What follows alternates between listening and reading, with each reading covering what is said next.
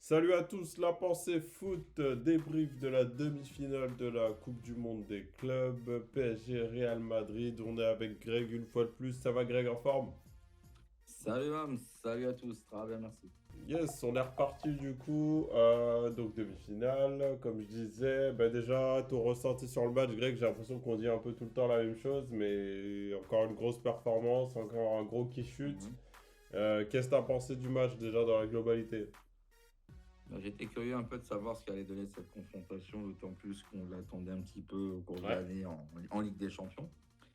Faute un Arsenal très performant qui les a surclassés en quart de finale, il n'y a pas eu cette confrontation.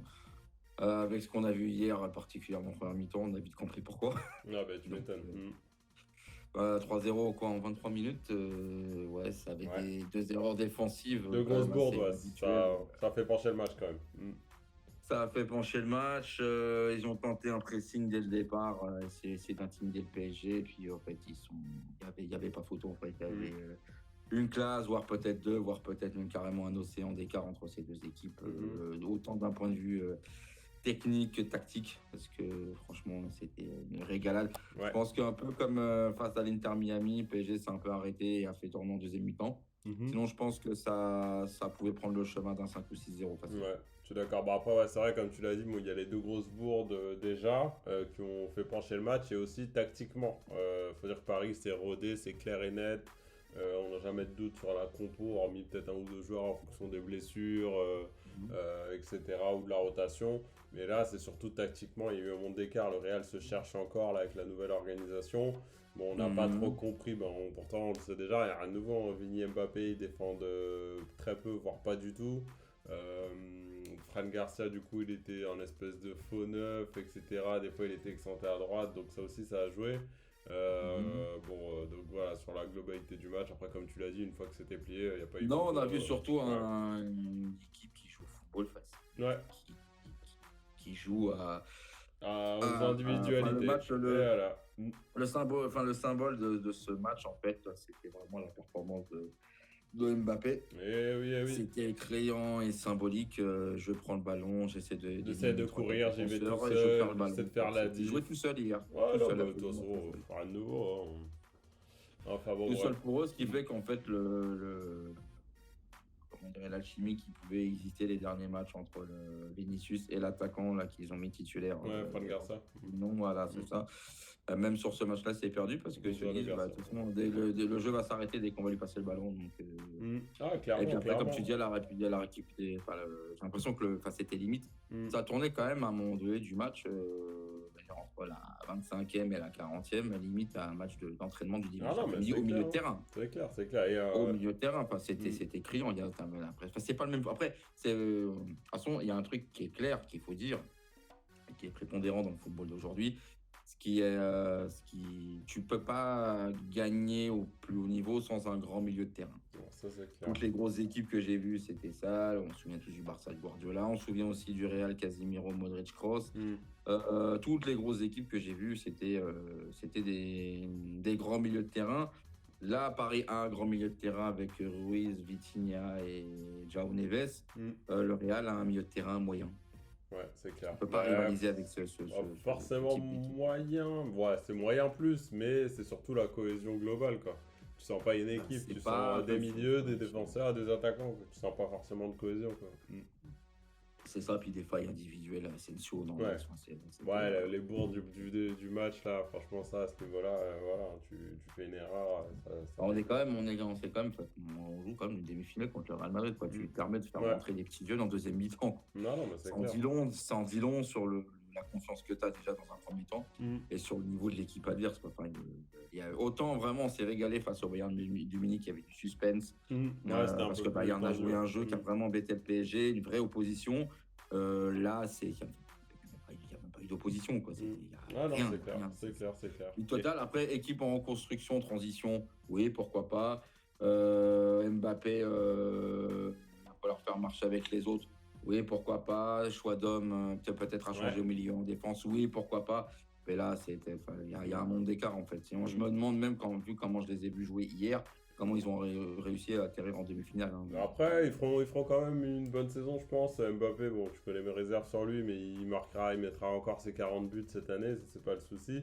Mais si on en revient sur les compos, c'est vrai qu'on a des petits doutes sur Beraldo par rapport à Pacho. Donc finalement, Super match de Beraldo hier. Après, tu me dirais, il n'a pas été non plus grandement embêté et pressé. Ouais. Mais super relance, il a tenu la baraque. J'avais mes craintes sur lui par rapport à Pacho, mais il a bien rempli son rôle et puis voilà, il a fait un match super.